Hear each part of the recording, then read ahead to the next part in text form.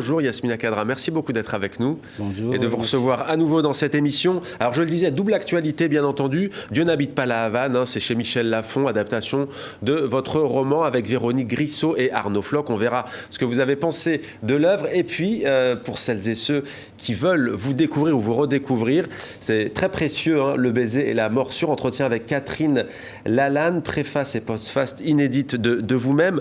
Alors, d'abord, ce qui frappe, c'est qu'on l'entend rarement dans ce livre, c'est votre épouse, Amal. Et alors, c'est vrai que pour la plupart de vos lectrices et vos lecteurs, tout le monde sait pourquoi vous avez ce pseudonyme Yasmina Khadra. Tout le monde ne le sait pas forcément. Et Amal, c'est elle, votre épouse, qui vous a dit de choisir ce nom d'emprunt. Racontez-nous pourquoi. D'abord, pourquoi avoir écrit ce livre? J'avais écrit L'écrivain, l'imposture des mots, ce que le mirage doit à l'oasis. Pourquoi je suis revenu à ce livre? Parce que je trouve qu'il est grand temps de rassurer mes lecteurs et les libraires qui me défendent contre vent et marée.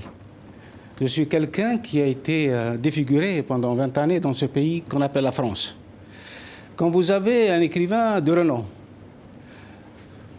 connu dans le monde entier, prix Goncourt, membre influent de l'Académie Goncourt qui s'appelle Tahar Benjeloul, qui raconte partout, depuis 20 ans, de janvier 2001 jusqu'à ce matin, que je suis un imposteur, que ce n'est pas moi qui écris mes livres, et qu'il connaît mon nègre.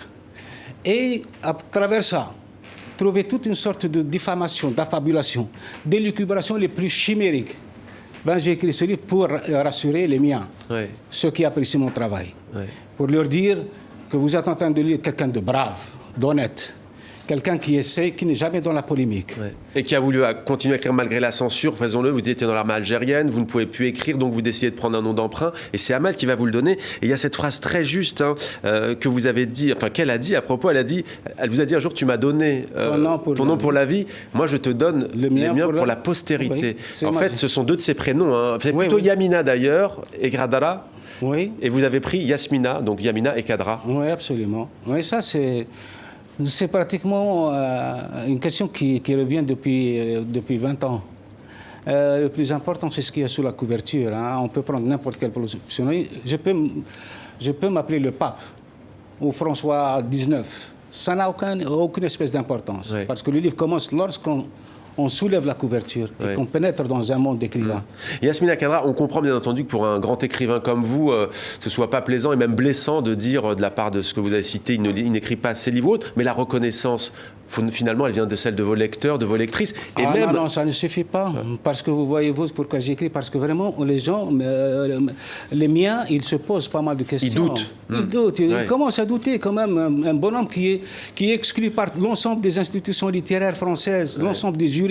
Mon dernier livre, par exemple, Le sel de tous les oublis, il a été boycotté par toutes les radios françaises, toutes les télés françaises. En fait, vous faites un lien de cause à effet entre ces accusations et ces insinuations et le fait d'être... Continuer, le fait de continuer, ça, à un certain moment, on se dit, il y a la pandémie, la Covid, peut-être qu'on va mourir du jour au lendemain, il est préférable de crever là. C'est maintenant comme ça, les gens diront que ce Tahar Benjeloul, il est tombé tellement bas qu'il n'y a plus de débat. Et vous savez, le courage ne connaît qu'un seul ennemi plus fort que lui, c'est la lâcheté.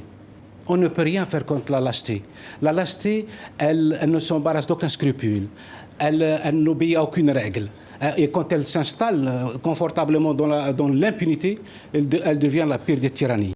Dieu n'habite pas la Havane, je le disais, Yasmina Khadra, vous continuez d'inspirer des artistes, en l'occurrence ici Véronique Grissot et Arnaud Floch. D'abord, peut-être comment s'est passée la collaboration, on imagine qu'ils vous ont sollicité. Oui, on m'a sollicité. Moi, je suis toujours redevable à ceux qui essayent d'élargir un peu l'audience de mes écrits, que ce soit pour le cinéma, le théâtre ou la bande dessinée. Et puis, j'adore la bande dessinée. Moi, je suis un ressortissant de la bande dessinée. C'est vrai. Mes premiers pas dans la littérature ont commencé par la lecture de la bande dessinée. Vous inspirez autant? Il y a eu l'attentat en bande dessinée. Il y a eu aussi, avec Alexandre Arcadi, il y avait eu aussi le film, j'étais venu justement pour TV5 Monde à Alger, c'était Les Hirondelles de Kaboul. Oui, c'est cela. Vous savez, il y a un chercheur hollandais de l'université de Rotterdam qui m'a dit que je suis l'écrivain vivant dont les œuvres sont sur le plus grand nombre de supports artistiques.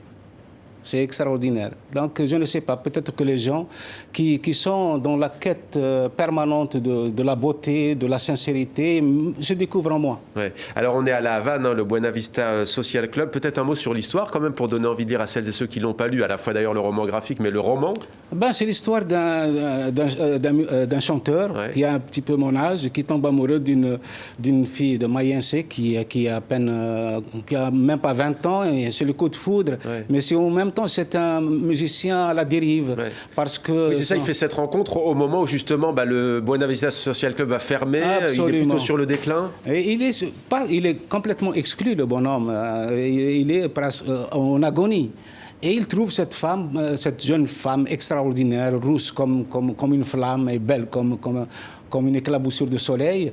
Et il essaie quand même de la protéger, mais quand même il y a un mystère derrière cette fille. Pourquoi elle est venue à La Havane, qu'est-ce qu'elle cherche. Et puis cette histoire est jalonnée de petits meurtres comme ça. Et à la fin, on va comprendre ce qui se passe. Ouais. Qu'est-ce que ça apporte ça doit être une expérience assez particulière quand on a écrit un roman. Qu'est-ce que ça apporte au fond le graphisme? C'est comme ça que vous l'imaginiez vraiment, votre personnage? Savez, c'est une adaptation et l'artiste aussi il a ses propres filtres, il a sa propre façon d'apprécier une œuvre et de l'adapter à sa propre sensibilité. Mais c'est toujours gratifiant. Ouais. Voilà, je les remercie beaucoup. Ils ont fait un excellent travail.